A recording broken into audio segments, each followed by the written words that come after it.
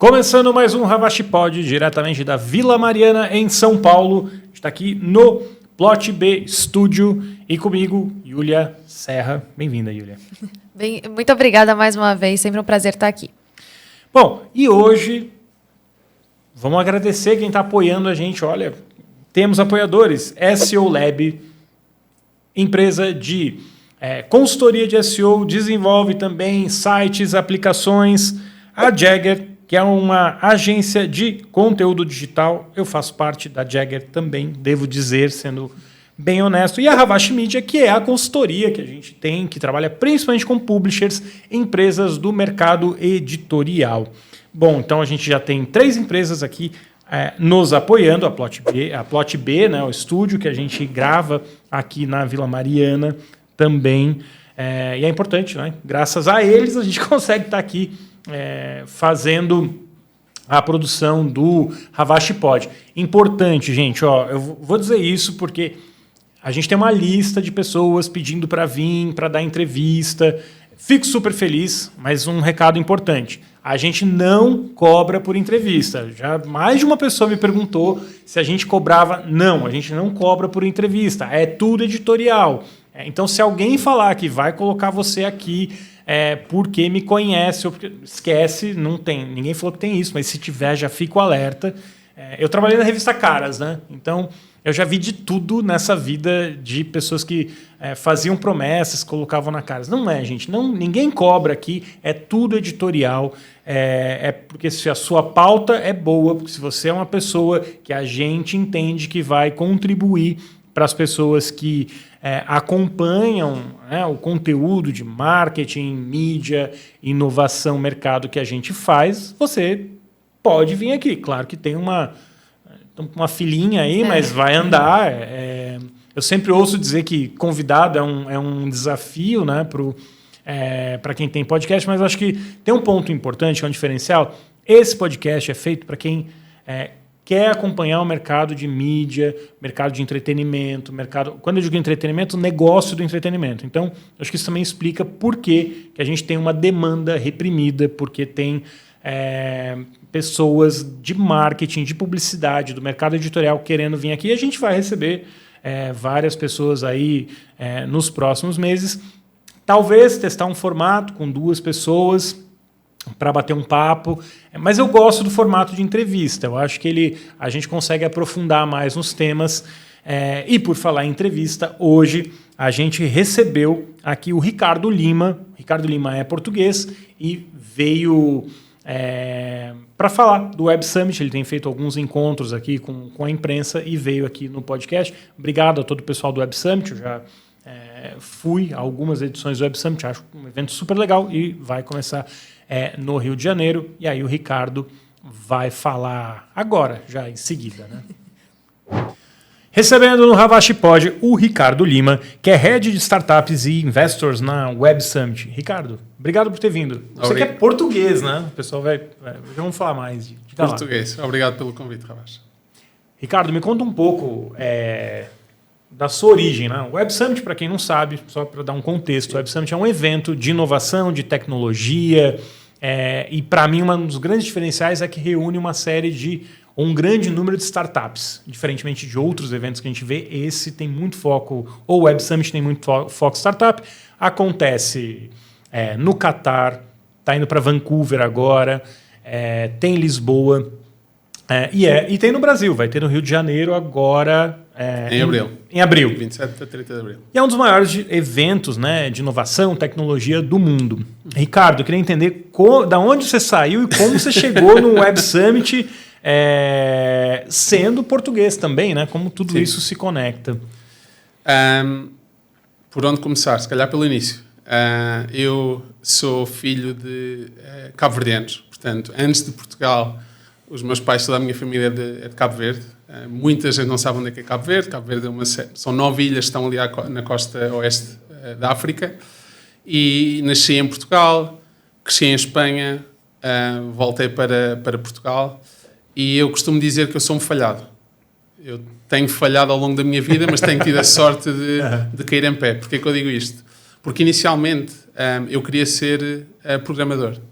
Eu, quando estudava na universidade, gostava muito de videojogos, gostava muito de tecnologia, portanto, era a típica criança que gostava de brincar com tecnologia, se alguém tivesse algum problema na família... Tinha um computador Tinha um programado. computador, se alguém tinha algum problema na informática, era eu que era chamado.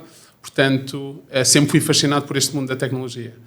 Mas depois, quando fui para a universidade e comecei realmente a programar, apercebi-me que não gostava nada daquilo. Porquê? Porque eu gosto de pessoas. Gosto muito de tratar pessoas, gosto de viajar, gosto de conhecer pessoas novas.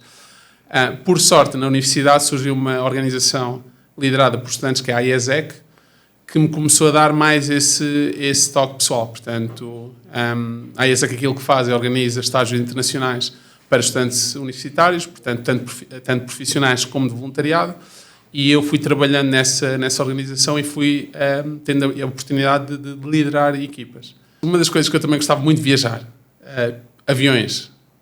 Queria muito ser piloto de aviões quando deixei a programação, portanto comecei a estudar e por uma série de fatores que aconteceram na vida, também não consegui ser piloto.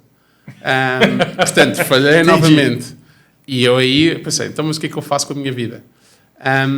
E tive a sorte de, como te disse há pouco, cresci em Espanha, falava inglês, falava português, e em 2014, em Lisboa, começava-se muito a ouvir esta questão das startups. Startups para aqui, startups para ali, portanto havia aquela parte da tecnologia que eu gostava, e como falava 3 línguas, foi relativamente fácil encontrar um trabalho na área das vendas, portanto na área das vendas internacionais. Eu entrei numa startup portuguesa que se chama Guest.You, é uma travel tech, portanto aquilo que eles faziam na altura era uma white label mobile application para operadores turísticos, portanto se tivesse um hotel, um Airbnb, podias falar connosco, nós criávamos um aplicativo para celulares e tive a sorte de entrar e fui crescendo rapidamente. Portanto, o primeiro era responsável pelo mercado espanhol, começámos a abrir o mercado espanhol, entretanto a empresa entrou numa fase de reestruturação, 70% da empresa foi despedida. E eu lembro-me desse dia perfeitamente, em que o CEO ia chamando as pessoas e depois as pessoas saíam e pela cara dava para perceber se ficou ou saiu. Se saiu. E a maior parte das pessoas saía com cara triste. Ele chamou-me, eu já estava preparado para ir. Ele disse, olha, como tu sabes, estamos a reestruturar aqui a empresa e eu gostava de convidar-te para agarrares na área de marketing. E eu, um bocado surpreendido, porque eu não era de marketing, não era de vendas, mas ele disse, eu vejo em ti algumas características que me podem ajudar a alavancar a tua expertise na área de vendas, na área de marketing. E pronto, comecei a fazer marketing com eles, entretanto houve na gíria da startup chama-se Pivot, portanto passámos de fazer estes tais aplicativos para oferecer hotéis celulares para substituir o telefone fixo do hotel. O cliente chegava ao hotel, entrava no quarto, tinha um celular com a internet que podia levar com ele durante a sua estadia na cidade e conectar-se ao hotel e mesmo assim utilizar a internet. Puxa, 2014, 2015, 2016, em Lisboa começa-se a ouvir em 2015 do Web Summit. Eu não fazia mais pequena ideia do que era o Web Summit na altura.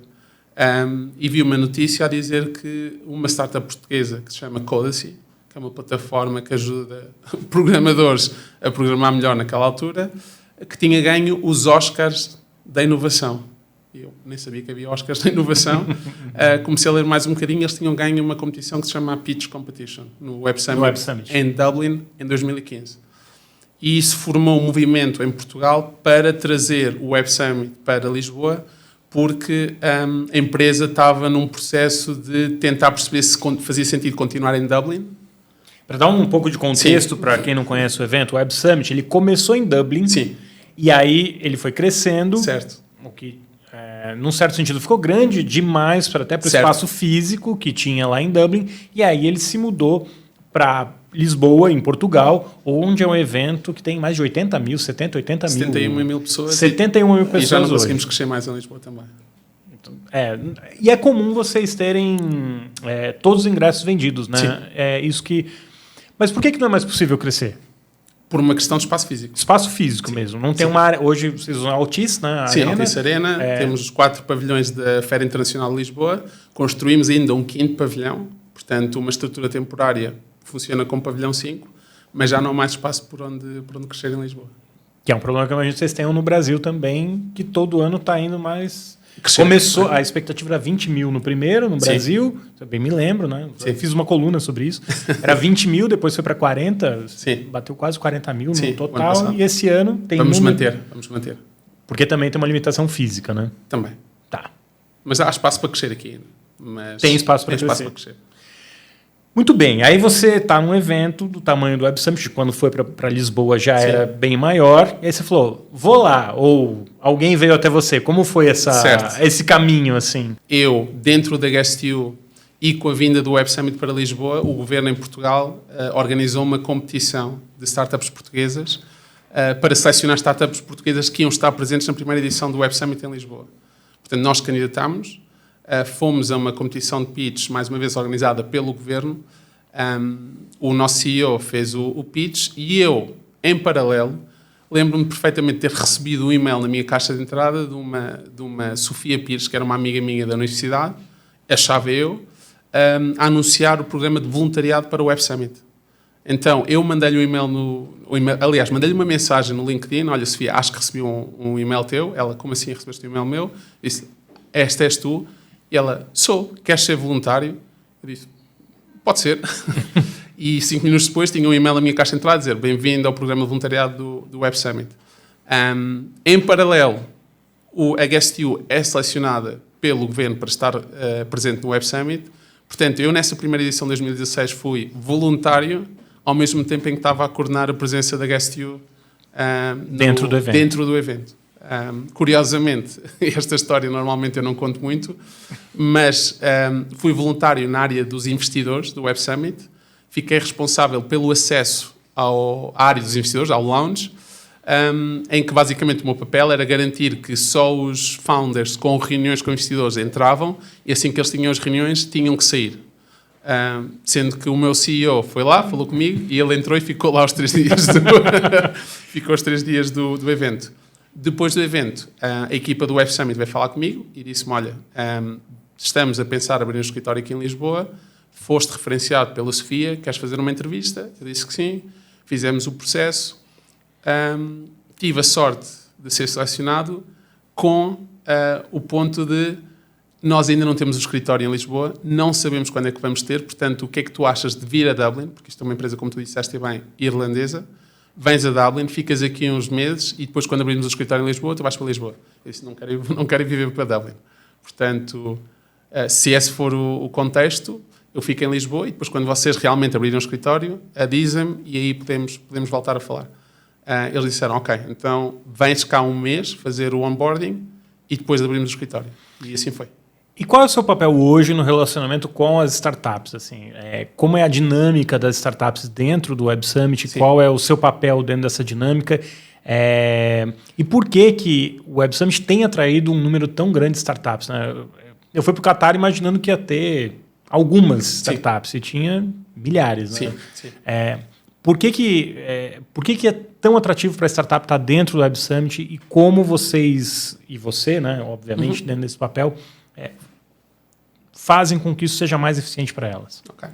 Então, 2 perguntas. A primeira é qual é que é o meu papel? Eu tenho a sorte, como tu disseste, Head of Startups and Investors no Web Summit. O que é que isto quer dizer? Tenho a sorte de liderar uma equipa de 22 pessoas, que basicamente o nosso objetivo é muito simples e é muito claro. É falar com o maior número possível de startups promissoras e falar com investidores. Portanto, o nosso trabalho é todos os dias, eu tenho pessoas na equipa que todos os dias têm 15, 20, 30 chamadas por dia com startups que ou têm interesse, viram um anúncio online, têm interesse em saber mais, ou nós próprios vamos atrás delas porque consideramos que realmente o evento pode proporcionar-lhes oportunidades. E fazemos uma curadoria. Portanto, isto já respondendo à tua segunda questão. Eu acho que uma das grandes mais-valias do Web Summit é que tanto do lado das startups como do lado dos investidores têm que passar por um processo seletivo para nós garantirmos que há um bom match entre a startup e aquilo que elas procuram e aquilo que nós podemos oferecer durante o evento. Portanto, uma startup no papel pode ser perfeita para o Web Summit, mas se nós consideramos que não conseguimos garantir aquilo que elas procuram, nós optamos por não convidar essa startup. E do lado dos investidores também há uma curadoria para garantir que só investidores relevantes e que investem em tecnologia estão presentes no evento. Então, num certo sentido, o Web Summit faz com que as empresas ganhem tempo. Isso faz com que seja uma razão para elas estarem lá. Agora, ao mesmo tempo que ele atrai muita startup, ele também tem muito participante que vai lá para ver a palestra, ou só para ver... Isso, de alguma maneira, são dois eventos separados, ou dois negócios separados, num certo sentido. Como o fato de ter palestras sobre inovação, sobre tecnologia, contribui para mover o negócio startup dentro do evento? Se é que contribui ou não, são coisas que correm à parte. Não são coisas que correm à parte. Acho que uma da beleza do Web Summit é que isto tudo integra muito bem. Mas o core do evento são as startups. Em 2009, quando o Paddy, o nosso CEO, criou o Web Summit, ele criou aquilo com a ideia de criar um espaço em que as startups irlandesas pudessem simplesmente estarem juntas. Portanto, tudo o que é o evento vem atrás das startups. Portanto, as grandes empresas estão no Web Summit porque há lá uma lista curada de startups a participar. As pessoas que vêm ver os painéis também vêm ver os painéis porque há startups. A forma como nós curamos o conteúdo é por indústrias. Dou-te um exemplo. Nós temos um palco, por exemplo, de marketing.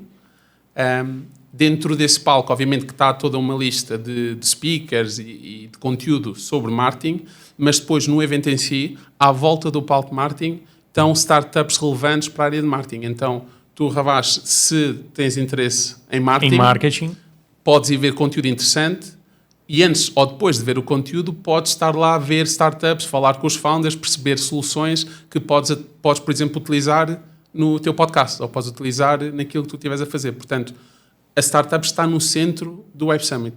Se as startups não vêm ao Web Summit, o Web Summit não acontece. E o que as empresas, seja startup ou seja investidor, pela sua experiência, o que elas poderiam fazer melhor ou deveriam fazer melhor para aumentar as chances, acho que para o investidor é até um desafio menor, né? Encontrar em que ele investe. Mas para a startup, no universo, no mar de startups, né, que a gente tem hoje em dia, como ela consegue se destacar em meio...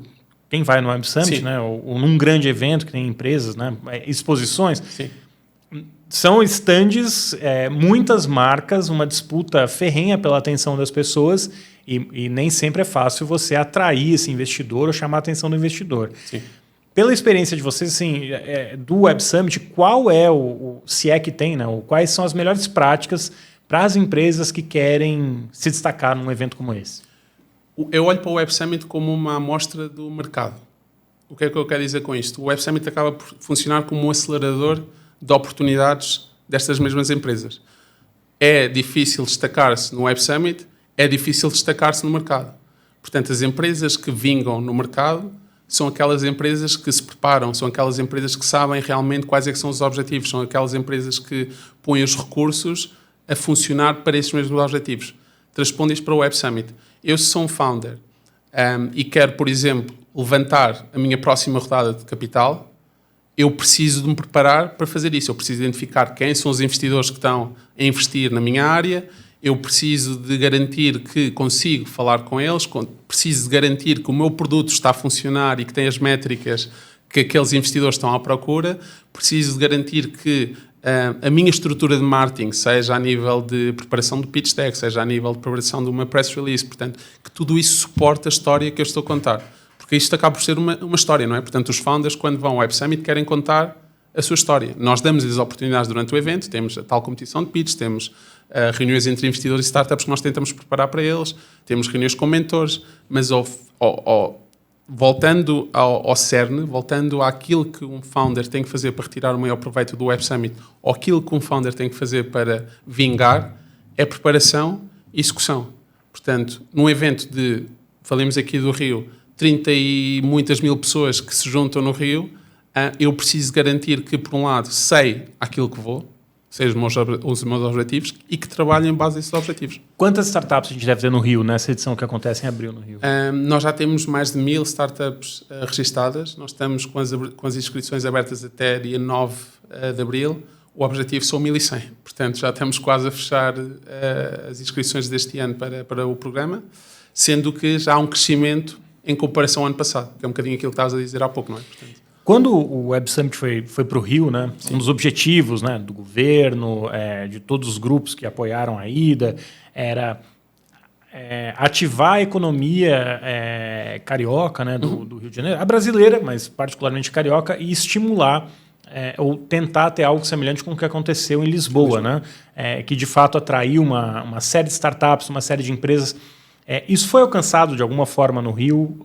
Ou é pouco tempo para medir? Ou já dá para perceber alguma coisa? Vocês têm esse acompanhamento, número, dado, de qual o impacto na cidade?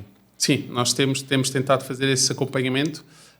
Esta vai ser a 3ª edição, mas já conseguimos ver alguns casos de sucesso, não é? Portanto, eu, enquanto Head of Startups and Investors, a minha North Star, aquilo para que eu trabalho, realmente é para garantir que conseguimos quase quantificar qual é que é o retorno de investimento de uma startup vir ao Web Summit. Isto porquê? Porque eu, mais que ninguém, ao ter falado com milhares e milhares de fundadores, especialmente quando são early stage, eu sei que os recursos de uma startup são muito limitados. Portanto, seja tempo, seja dinheiro, seja energia.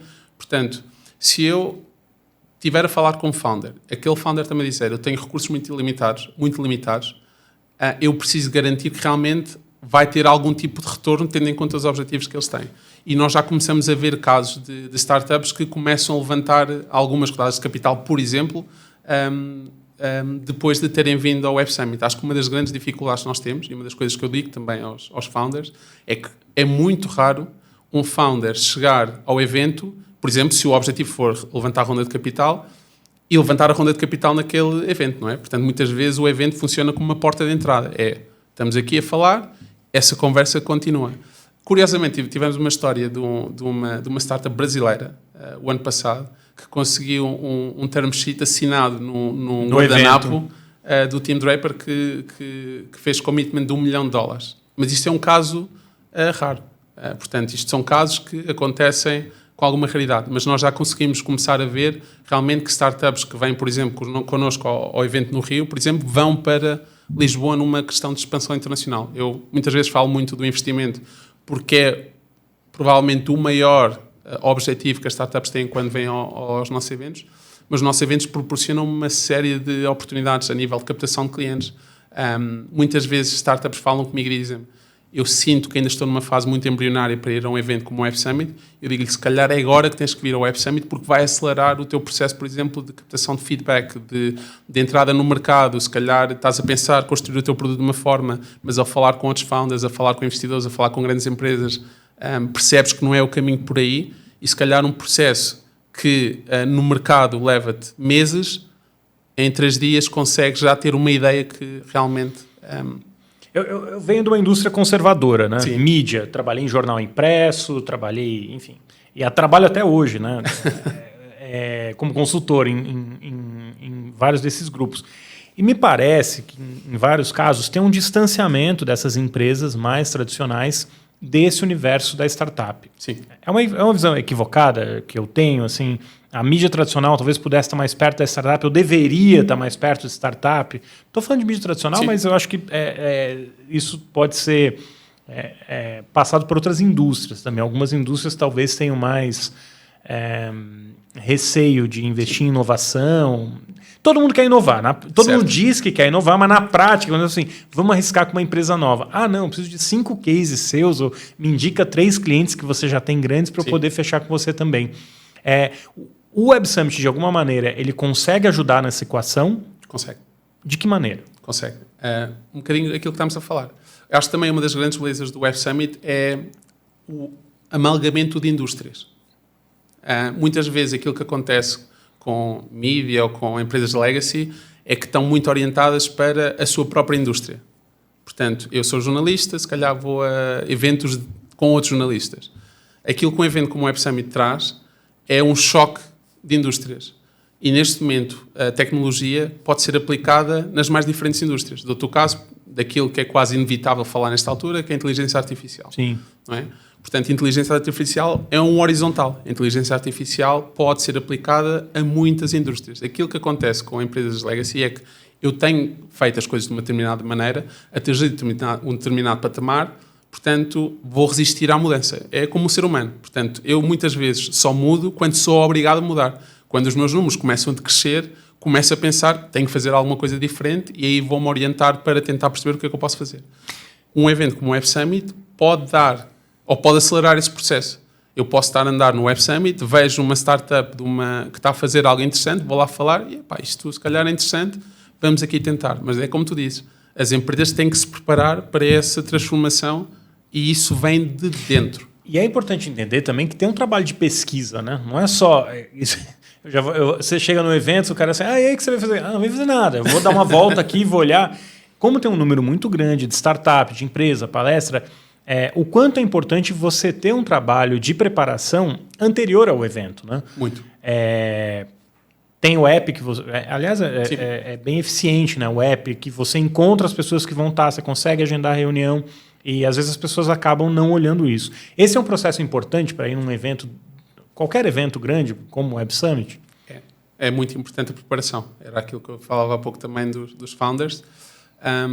É importante saber ao que se vai, deixar também um espaço para aquilo que se chama a serendipidade, não é? Portanto, eu acho que também acontece muita magia de uma pessoa andar por ali e de repente ver algo que, ok, vou falar, ou uma conversa numa fila para o café, mas é importante realmente esse trabalho de preparação.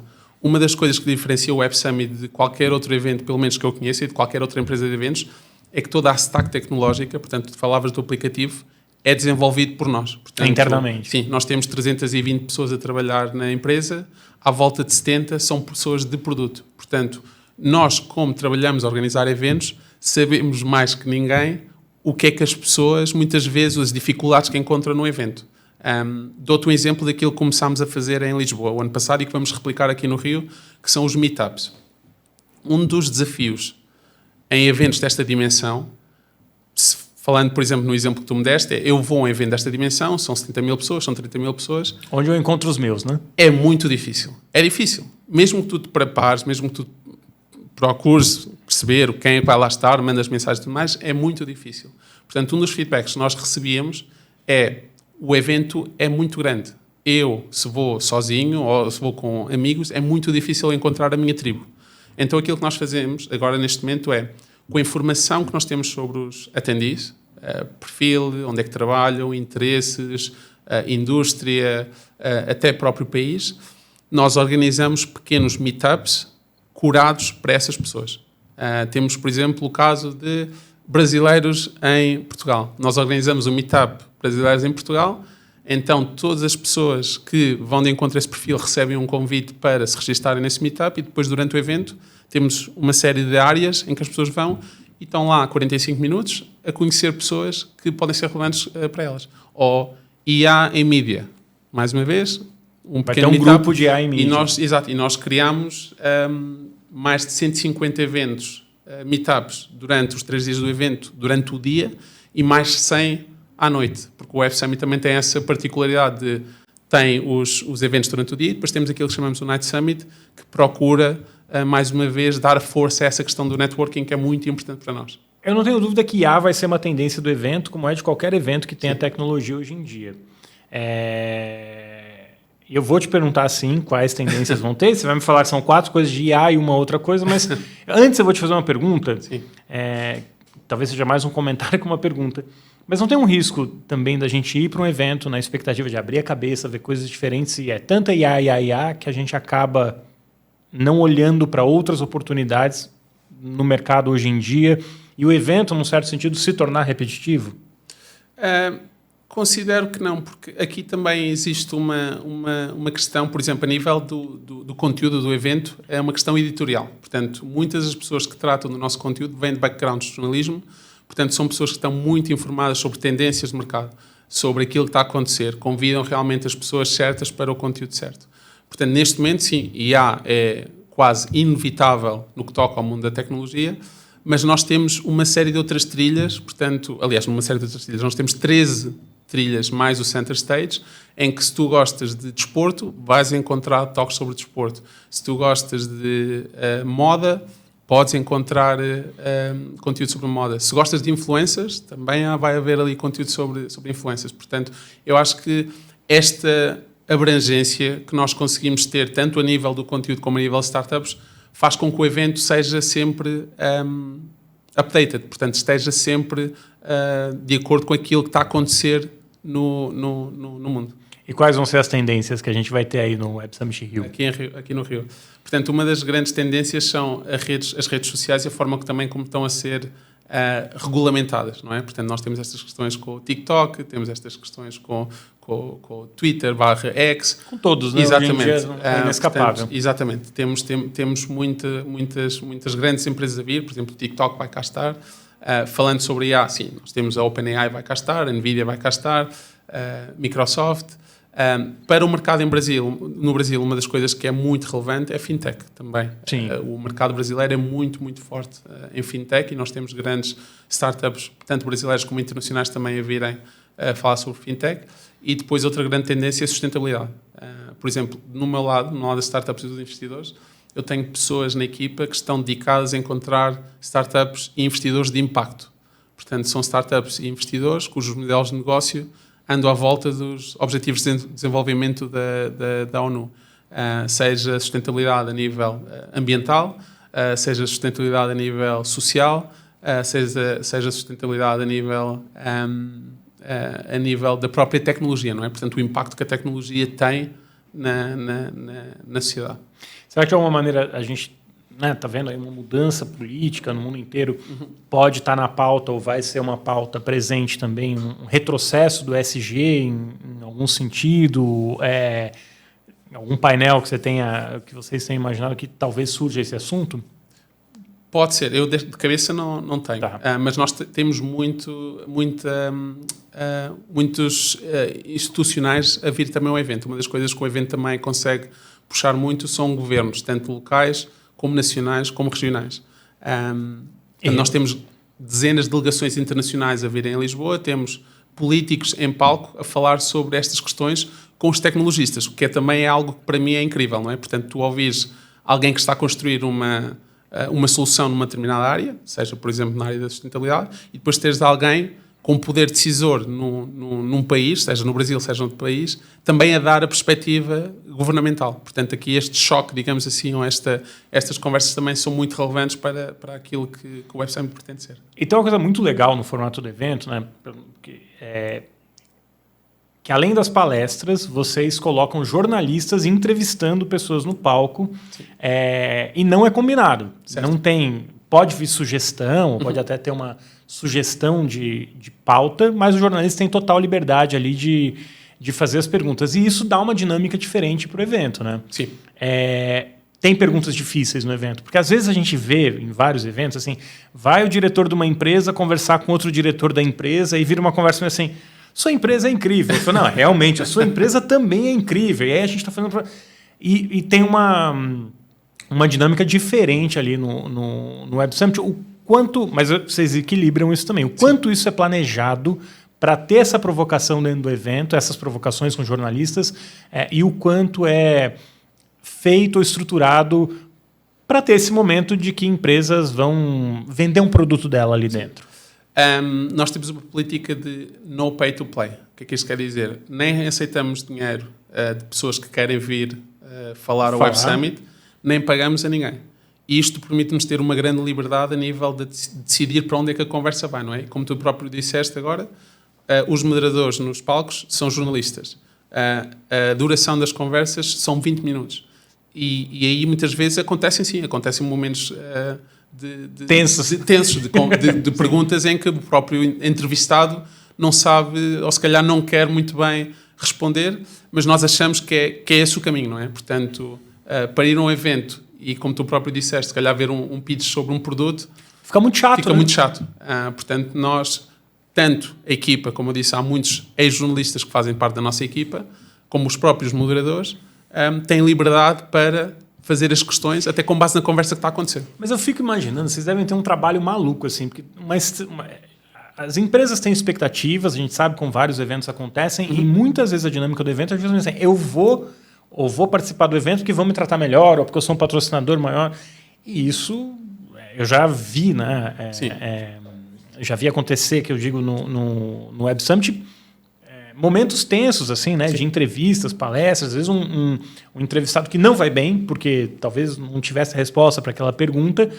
Se depois tem alguém reclamando com vocês, se Tem alguém que tenta mudar jornalista? Como vocês ligam com o jornalista ou mudar o tema da palestra?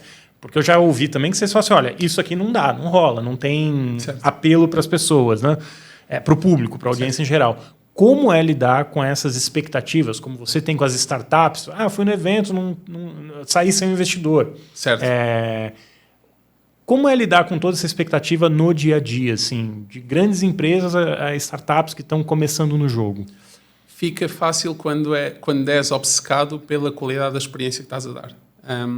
Como eu dizia há pouco, nós temos 320 pessoas na empresa a trabalhar o ano todo para todos os eventos. E, por exemplo, no meu caso, aquilo que eu digo à equipa é o nosso KPI, a nossa Measure of Success, são startups que vêm enquanto... Nós temos 3 categorias, se calhar para dar também um contexto. Temos as alpha, que são as startups mais pequenas, a nível de investimento, ou não levantaram ainda, ou levantaram até $1 milhão. As beta entre 1 a 5 e as growth 5 mais. Por um lado, temos essa questão de, antes da startup se registar, e para registar-se é preciso fazer o pagamento, antes de fazer isso, antes de fazer o pagamento, nós temos a tal conversa para garantir que as expectativas estão alinhadas. Portanto, acho que a clarificação de expectativas inicialmente é importante. É importante fazer com que as pessoas saibam ao que vão. Se a pessoa sabe mais ou menos ao que vai, é mais fácil depois a experiência ser melhor do que nós tentarmos simplesmente registar o maior número possível de pessoas sem ter esta preocupação. E depois, obviamente, que aconteceriam mais problemas desses. Portanto, nós temos muita preocupação em falar com as pessoas antes do evento, garantir que estão preparadas, garantir que sabem o que o evento é, para aquilo que vão, e depois trabalhar para entregar a experiência. Portanto, nós temos... A minha maior preocupação com as startups ou os investidores que vão é que a experiência vá de encontro àquilo que procuram. Mas ao mesmo tempo, né? E eu acho impressionante a maneira como está tudo estruturado, né? Um evento muito organizado. Para quem nunca foi, é uma experiência até chocante. Assim. Palestra não atrasa, tudo, o app funciona bem. Pode ter problema. Primeira edição do Web Summit no Rio demorou muito para entrar. Teve um problema no primeiro dia de entrada e tudo mais, mas até onde eu entendo, o problema foi corrigido no segundo ano, mudou a experiência, né? É difícil fazer um evento uma primeira vez em qualquer lugar. Mas, ao mesmo tempo, todo esse modelo de vocês vem sendo replicado em outros lugares. Sim. O Gramado Summit, que é um evento que acontece aqui no sul do Brasil, eles foram, na verdade, o fundador foi para o Web Summit quando ainda era em Dublin, viu o evento, isso aqui é uma ideia super legal, e fez o Gramado Summit aqui no Sul, que é um evento que cresceu muito, está gigante, e hoje está indo para o Uruguai também. O que é ótimo para o Gramado Summit, é ótimo para o país também, mas é um concorrente, de certa maneira, que o Web Summit ganha. Como vocês veem essa questão? Ao mesmo tempo, porque tem várias camadas aqui. Primeiro, você está criando um modelo que é replicado por muitas pessoas e acaba até homogeneizando os eventos num certo sentido. Depois tem um segundo ponto, que assim, os players locais, muitos deles seguindo a fórmula do Web Summit.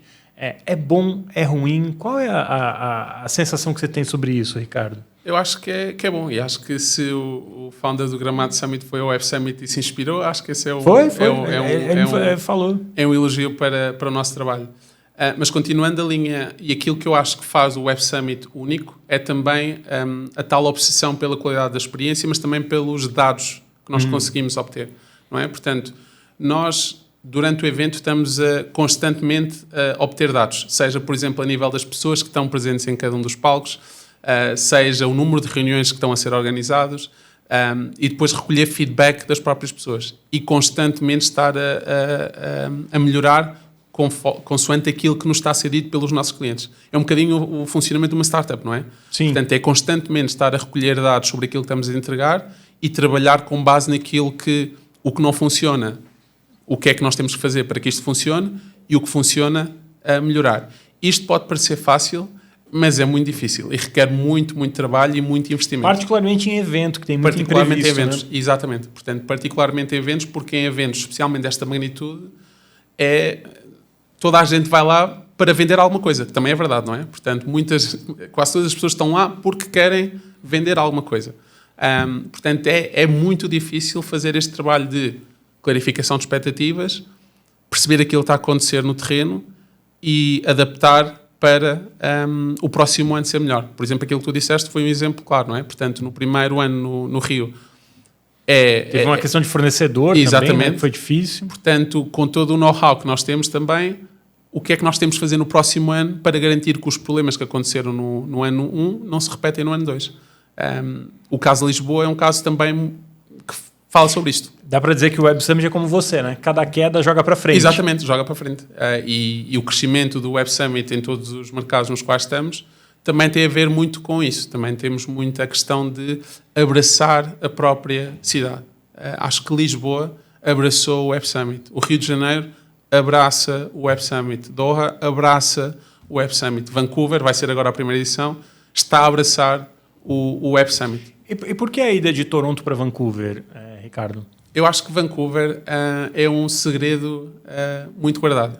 Portanto, nós estivemos em Toronto 3 anos físicos, com a pandemia pelo meio. Que era Collision. Exatamente.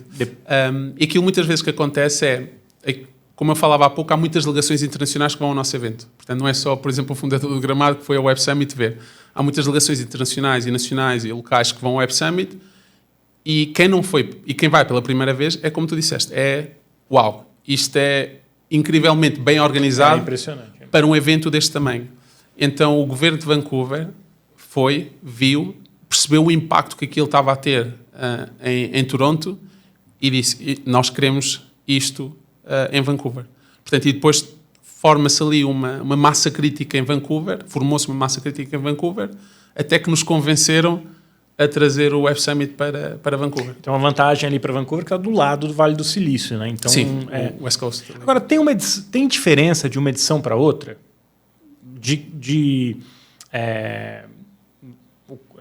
O Web Summit chamava Collision, né? Quando era lá em Toronto, mas quando ele era Collision para o Web Summit, mas a estrutura era muito semelhante, né, ao evento no restante do mundo.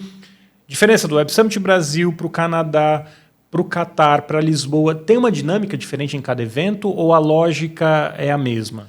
A lógica talvez não a lógica, o espírito do evento, o tipo de participante muda um pouco, entra mais da questão local ou não? Muda um pouco. Portanto, a estrutura em si, um bocadinho falando da palcos, né? Palcos e tudo mais, a forma como nós pensamos o evento é muito similar, mas depois adaptamos sempre tendo em conta as especificidades dos mercados nos quais nós estamos. Aqui uma das coisas que eu acho que o Web Summit também acrescenta muito é o facto de nós termos conseguido organizar 4 eventos bem-sucedidos em 4 continentes diferentes, também nos permite haver uma capilaridade. Mas, a nível de conteúdo, a nível de participantes, obviamente, por exemplo, aqui no Rio, 80% dos participantes ainda são brasileiros, não é? Portanto, obviamente que isso dá uma energia diferente ao Web Summit Rio. Se vai ser em português ou em inglês é sempre uma incógnita, né? Ali no palco, né? Exato, mas isso lá está, da primeira edição para a segunda, houve uma melhoria também nesse aspecto, porque na primeira edição nós éramos muito de isto é um evento internacional, tem que ser em inglês, a particularidade no mercado brasileiro levou-nos tem que haver aqui uma flexibilidade da nossa parte. Só para dar um contexto para quem não foi no Web Summit. Na primeira edição, todo mundo tentava falar inglês porque a recomendação é um evento internacional, vamos falar inglês porque tem diversas pessoas do mundo inteiro. E aí, no palco, os convidados, ou boa parte deles, ou a grande parte deles, falou inglês. Na segunda edição, não sei se foi uma revolta ou uma rebeldia brasileira, mas uma série de eventos, uma série de palcos começou a acontecer em português, sem estar combinado com a organização. Né? As pessoas sentavam no palco e falavam assim, vamos falar português? E aí todo mundo falava português. E gerou algumas situações curiosas, do tipo, que eu achei que até foi demais. Assim. Tinha uma pessoa falando inglês no palco, outra falando português no palco, uma falando espanhol no palco. Aí tá demais. Né? Na verdade, ele estava falando espanhol, mas tentando falar português. Mas tinha uma pessoa falando inglês. Tudo bem isso? É assim mesmo que funciona? Ou vocês tentam botar algumas regras como mais inglês ou padronizar uma língua? Sim. Porque tem transmissão também sim. das palestras. Lá está, o Web Summit é um evento internacional. Tá. Portanto, a ser um evento internacional, nós tentamos que seja em inglês, porque também aqui a dificuldade existe se eu não sei falar inglês, vou a uma talk que me parece interessante e está em inglês, eu não percebo, não é? Portanto, eu quero perceber, portanto, daí que surgiu essa questão orgânica em que os palestrantes estavam atrás no palco e diziam, vamos fazer isto em português. Ok, vamos fazer em português, fazia em português. Mas na nossa ideia, o evento é internacional. O nosso papel aqui no Rio é fazer com que o evento se torne o maior evento possível e que atraia também players internacionais para o Brasil. E por experiência própria, posso dizer que muitas vezes o conteúdo que é filmado no evento, ele é replicado nas redes sociais, na internet, e acaba chegando em lugares que a gente nunca imaginou. Exato. Um dos vídeos mais vistos que eu tive ano passado, teve quase mais de 1 milhão de views. Foi num palco do Web Summit, que eu fiz uma moderação, e estava todo em inglês. E começou a ir para um público que não é o público que eu estou acostumado a ver aqui no Brasil, foi para fora. E performou muito bem, né? Isso é uma coisa para as empresas e quem fala também levar em conta, né? Claro. Lá está. É essa componente internacional. E é isso que nós trazemos também para o Brasil. E é como tu dizes, portanto, se o conteúdo fosse em português, tornava-se, mais uma vez, muito nichificado aqui no Brasil. E também excluía, potencialmente, até a própria região do Latam, não é? Portanto, o Brasil sendo o único país de língua portuguesa, pode alienar outros países aqui à volta. Ricardo, por que não um evento na China? Eu sei que vocês já fizeram um evento em Hong Kong, mas hoje a gente não tem em China, mesmo na Ásia, né? Não tem uma presença do Web Summit. Vocês vão resolver ano que vem, 2 anos? Eu imagino que isso esteja no radar. Sim, o nosso objetivo é expandir internacionalmente. Portanto, temos pessoas a trabalhar em diferentes mercados, mas tem que haver esse tal casamento. Portanto, nós para organizarmos um evento em qualquer região, nós temos de ter uma boa relação com as autoridades para perceber qual é que é a vontade, quais é que são os planos que eles têm, quais é que são as expectativas, para nós também realmente percebermos se conseguimos entregar essas mesmas expectativas. O quanto do apoio governamental é determinante para um evento como do porte de vocês ir para um país ou não? É muito importante, porque nem que seja por uma questão logística, não é? Não é qualquer cidade que consegue albergar 70 mil pessoas, 30 mil pessoas, 40 mil pessoas, seja do ponto de vista de alojamento, de transportes, de tudo aquilo que é necessário para um evento destes funcionar. Mas hoje tem uma briga de países e cidades para receber um evento de grande escala, né? Sim, porque o impacto de um evento como o F Summit,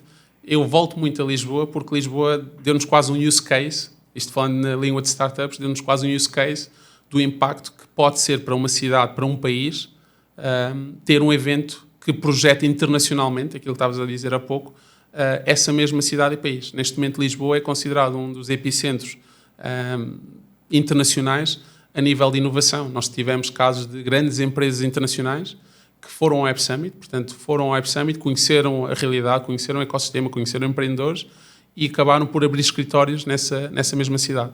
Portanto, desde esse ponto de vista, é natural haver muitos países, muitas cidades que vêm ter connosco e que querem que nós criemos um evento nesse mesmo país. Ricardo, tem algo que eu não te perguntei que você gostaria de acrescentar?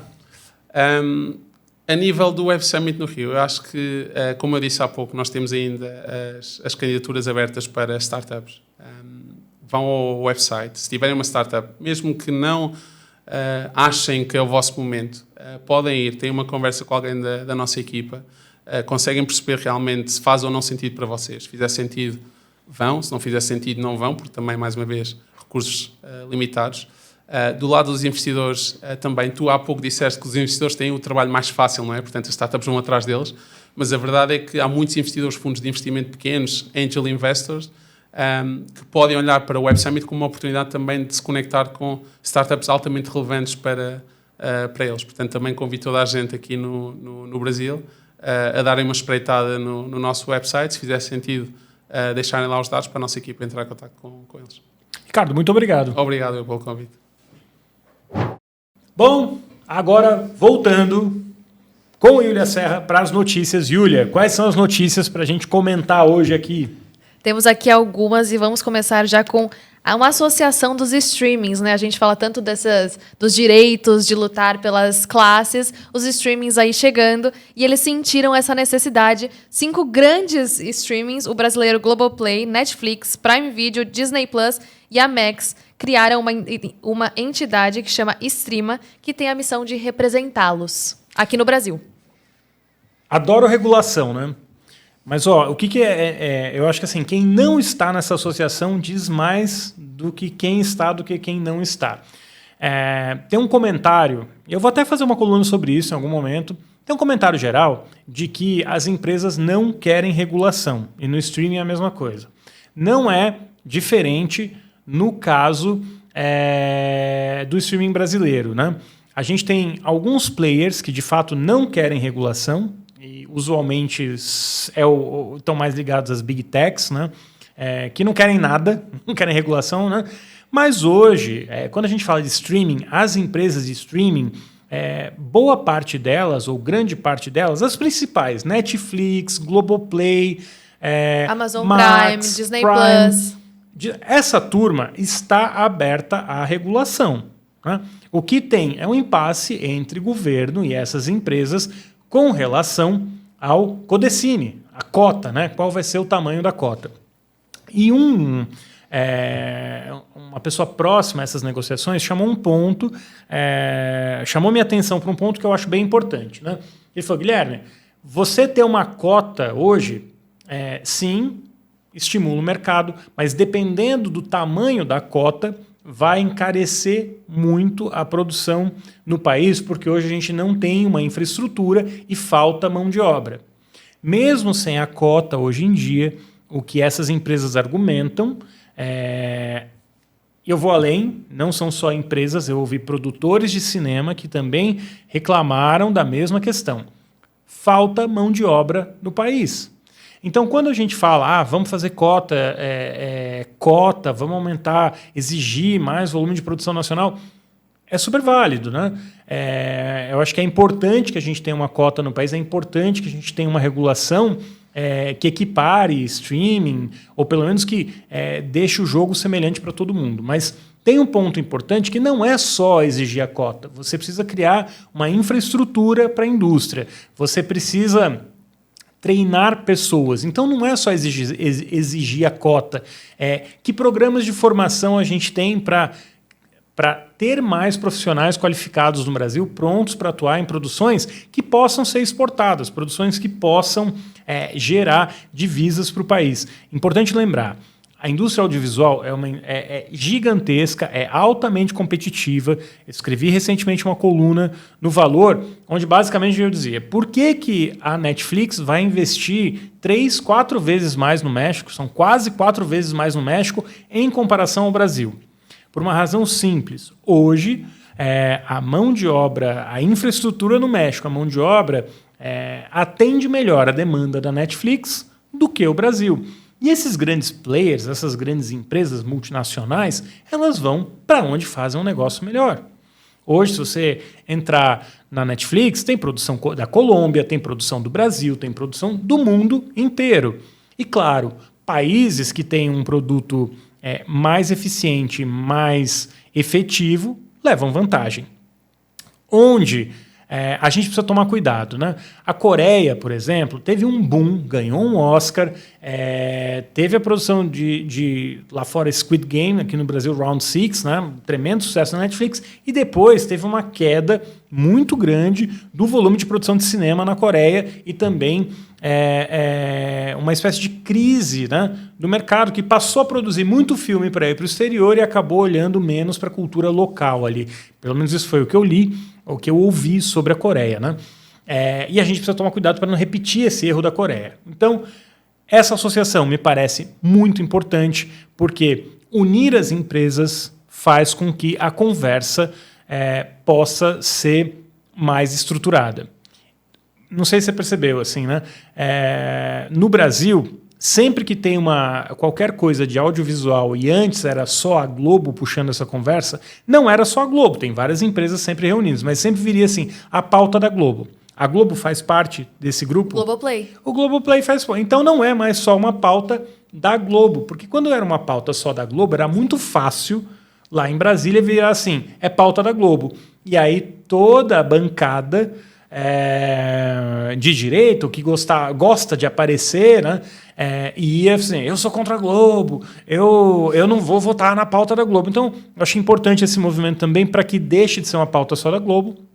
Uma vez eu ouvi de uma pessoa, né?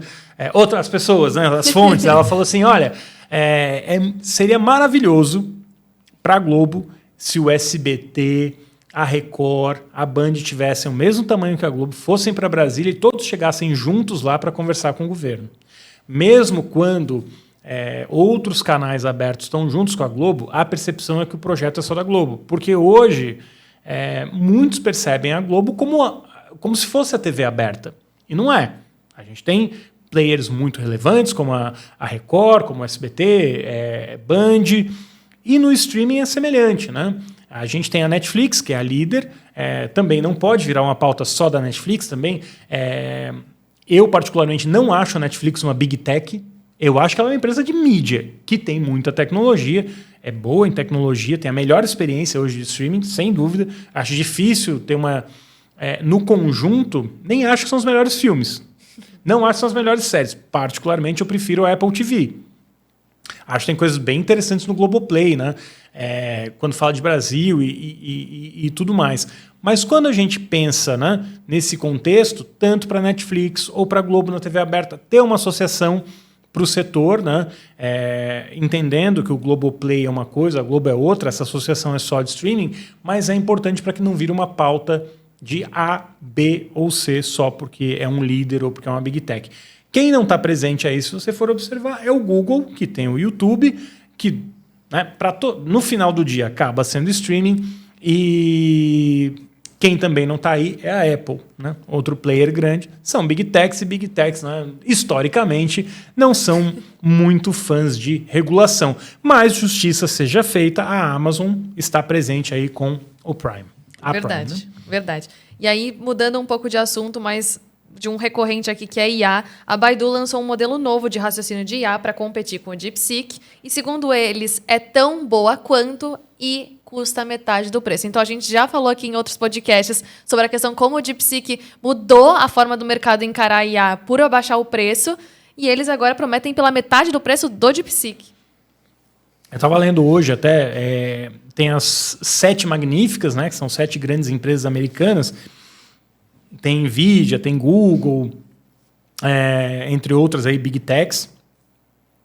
E tem agora as 4 magníficas. São 4 grandes empresas chinesas, né? Alibaba, Tencent, que podem virar grandes concorrentes globais aí na IA. Mas é o que a gente tem dito aqui, né? Essa corrida da IA vai ter modelo, vai ter solução para tudo que é tipo de coisa, e também cada vez mais avançada, né? Eu acho que isso vai ser...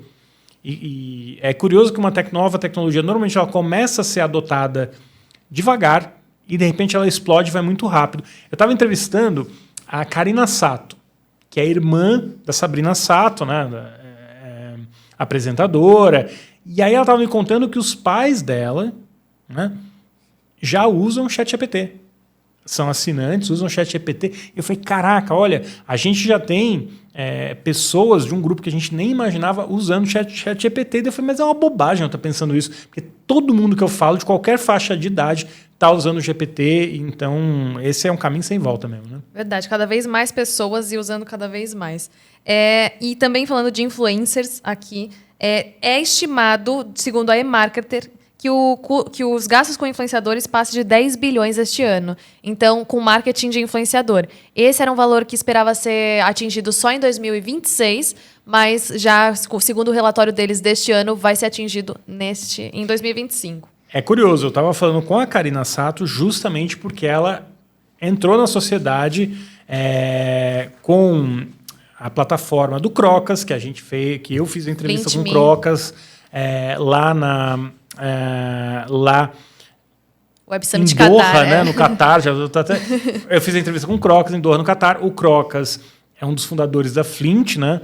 Que é uma startup, né? Uma edutech que tem cursos para pessoas que querem ser influenciadores. E a Sabrina Sato entrou nessa sociedade. Sabrina Sato, que, do meu ponto de vista, foi uma das famosas, se é que assim se pode dizer, que melhor soube se adaptar para o digital. Vou até publicar uma entrevista com a Karina Sato, que é a irmã da Sabrina, que ela conta um pouco dessa jornada, vai estar lá no Valor, publicado no Valor, que ela conta essa jornada de digitalização da Sabrina Sato. Vamos lembrar, né? A Sabrina começou no BBB, E foi para o Pânico. A Karina cuidou da carreira da Sabrina, também do Pânico. E ela conta essa jornada de digitalização, como eles fizeram uma aposta no metaverso. O metaverso não vingou, mas usaram esses elementos, né, que tinha o avatar da Sabrina em outros negócios. Foi bem interessante. Aliás, a Karina é uma profissional para a gente trazer aqui em algum momento para o podcast. A gente está com uma filhinha, mas vamos trazer, porque a maneira que eles pensam o negócio, para mim, é impressionante. Assim, né? Eu acho muito interessante como eles conseguiram levar a Sabrina Sato de um lugar, né, de BBB, vencedora do BBB, Domini, né? Ela namorava... Você é jovem, não sei se vai lembrar. Não, eu assisti. Ela namorou, saiu com Domini, né? E hoje se tornou essa celebridade, essa personalidade apresentadora que todo mundo conhece no país, né? Então, acho que foi e 20 anos, né? Então, tem uma consistência aí no trabalho deles que é muito interessante e se adaptando muito bem ao digital. Acho que também esse investimento no mercado mostra um pouco do amadurecimento do setor de influência, que também a Fátima trouxe aqui para a gente. Teve aqui recentemente. Aliás, eu gostei muito do papo com a Fátima. A gente tem dado sorte, né? Todo mundo passou por aqui, assim, nesse curto período. Maílson da Suba, a Fátima da Mind, o Crocas da Flint. Sempre uma turma muito, muito bacana, assim. E até pensando um pouco em influenciador, saiu um dado interessante, assim, que o MrBeast, que é o maior do YouTube, ganha mais com a empresa de chocolate dele do que com o YouTube. Segundo eles, o faturamento é muito similar, mas aí o que a gente estava falando de lucro não é igual ao faturamento, né? Então, o investimento para fazer tanto no YouTube quanto na Prime Video é muito superior ao investimento que ele tem para a empresa de chocolate. Então, ele acaba lucrando mais com uma empresa de chocolate do que dentro do YouTube. E isso a gente está falando do maior streaming do YouTube. Mas olha, eu acho que esse é um tema importante, é um bom exemplo para toda a turma de mercado editorial que segue a gente aqui também, né?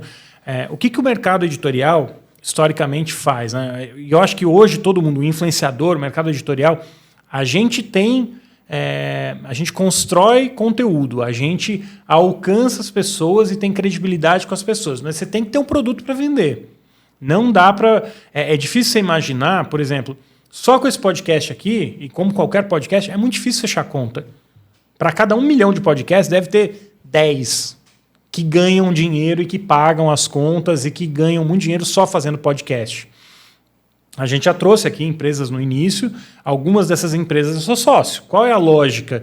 Né? Essas empresas, a SEO Lab, a JAGR, que é a Jagger, hoje eu repensaria o nome, mas na época fazia muito sentido, que é a junção do GR, a Guilherme Ravache, com o JA, que é a Jéssica Anjos, que é a minha sócia. A gente não tinha pensado em marca naquele momento, era só para resolver uma questão, tinha que ter um nome à empresa. Acabou crescendo.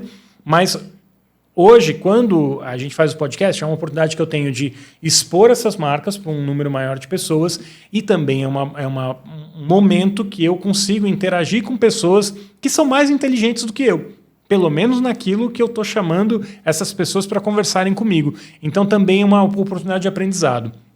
O MrBeast faz isso. Ele usa o alcance e a força que ele tem lá dentro do YouTube para mover outros negócios, como eu dou consultoria, eu trabalho com construção de site, com desenvolvimento de aplicativo. Esses negócios são a parte que movem a conta dentro de tudo de mídia que eu faço, né? Produção de conteúdo e assim por diante.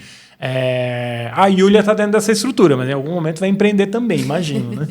Não, e aqui a gente fala muito de rede social e a gente já trouxe aqui o TikTok, que abriga quem vai comprar o TikTok nos Estados Unidos. E o The Information falou que o Oracle é o mais próximo de conseguir esse feito. Justamente por já ter... o Trump tem essa vontade de que seja. A ByteDance, segundo o relatório do The Information, gosta da ideia, apoia essa ideia. E só lembrando aqui que eles têm a previsão até 5 de abril de resolver essa questão. Assim, um dos grandes amigos do Trump é dono da Oracle. A Oracle já tem uma relação com o TikTok porque a Oracle tem os servidores do TikTok. Os servidores do TikTok ficam na Oracle. A Oracle, inclusive, ganhou muito mercado nos últimos anos, valorizou muito por causa dos servidores que eles fazem para várias empresas, mas o TikTok é um dos principais clientes da Oracle. Quando os Estados Unidos começou a correr atrás do TikTok, dizendo que era uma ameaça à segurança nacional, o que o TikTok tentou? Levar todos os dados que ele tinha do mercado americano, dos consumidores americanos, para dentro dos servidores, nos Estados Unidos. E a Oracle foi escolhida como fornecedor, saindo da China o servidor e indo para os Estados Unidos, e aí a Oracle foi a empresa contratada. O dono da Oracle é super próximo do Trump, fez um anúncio, inclusive, do projeto Stargate, estava o Sam Altman, o Larry, esqueci o nome dele, o Larry da Oracle. Eu vou olhar aqui no Google, que a memória já está falhando. Pode falar, eu pesquiso aqui. Enfim, e aí o Larry Ellison, lembrando o segundo nome, o Larry Ellison é super próximo do Trump, inclusive a Paramount, que está sendo comprada, né, pela Skydance. O dono da Skydance é filho do Larry Ellison, um dos donos, né, dos acionistas. E aí todo mundo dá como certa essa compra pela relação que a família Ellison tem com o Trump. Então, é um jogo político, é óbvio, né, eu já falei isso aqui na semana passada, que o TikTok provavelmente, ou óbvio, eu não sei, mas óbvio é um exagero, mas muito provavelmente o TikTok irá para um aliado do Trump, porque, como já se viu com o caso do Elon Musk, é muito poderoso quando você tem uma rede social na sua mão. E se por um lado o Trump está muito incomodado com a falta de segurança do TikTok, a Meta, o X podem fazer o que eles quiserem. É sobre isso que a gente trouxe aqui também, porque a Meta estreou o Nota da Comunidade no lugar do fact-checking, né, que eles tinham antes, que basicamente são os usuários se fiscalizando e avisando se aquele conteúdo é falso ou não. Se você já trabalha para Meta, a gente já trabalha para Meta de graça, né? A gente posta conteúdo no Instagram, a grande maioria das pessoas posta conteúdo no Instagram sem ganhar nada, a gente posta no Facebook sem ganhar nada, então a gente continua trabalhando para as Big Techs de graça sem ser remunerado. É um mundo curioso, eu diria, né? Tem um ponto que quando ele diz que tem a moderação de comunidade, ela é feita pelas próprias pessoas, ela é uma maneira que ela encontra de se livrar da responsabilidade do conteúdo. E eu sempre falo, qual é o jeito mais fácil de regular Big Tech? Faz valer para as Big Techs, para as redes sociais, a mesma lei que já vale para veículos de mídia. Você é responsável por aquilo que você publica. Então, é uma maneira mais barata, óbvio, eles não gastam com editores, com pessoas para moderar o conteúdo, é mais barato, mas não necessariamente mais eficiente, né? Sim, com certeza.